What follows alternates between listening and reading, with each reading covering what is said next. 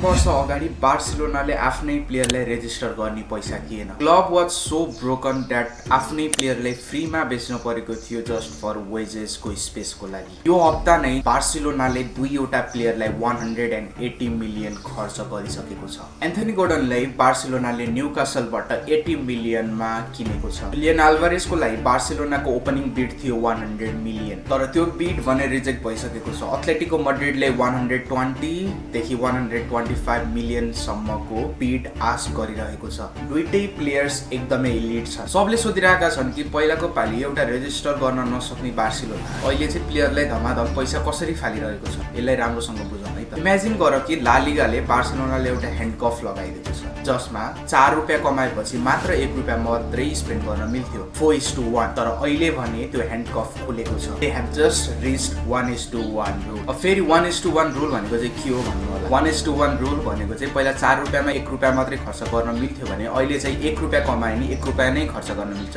4 रुपियाँ कमायो 4 रुपियाँ नै। तर फेरि त्यो चाहिँ कसरी भयो ल बुझौँ है त। त्यसको लागि तीनवटा कुरा भयो। फर्स्ट अफ अल क्याम्प नौ बनेको थिएन। क्याम्प नौ बनेपछि त्यसको भिआइपी सिट्सहरू स्पोन्सरसिपबाट एकदमै धेरै पैसा आउन थाल्यो। सेकेन्ड भनेको बार्सिलोनाबाट लेभान्डोस्की गए जसले गर्दा उनको सेलरीको वेज ग्याप एकदमै कट भयो। मात्र लेभान्डोस्कीले छोडेर मात्रै 40 मिलियन बार्सिलोनासँग सेभ हुन्छ। थर्ड भनेको चाहिँ बार्सिलोनाले आफ्नै प्लेयर्सलाई बेच्न लागेको छ। अन्सु फाटी, मार्क कसाडो यस्ता प्लेयर्सहरू बार्सिलोना छोडेर अब जाँदैछन् जसले गर्दा बार्सिलोनाले पैसा पाउँछ।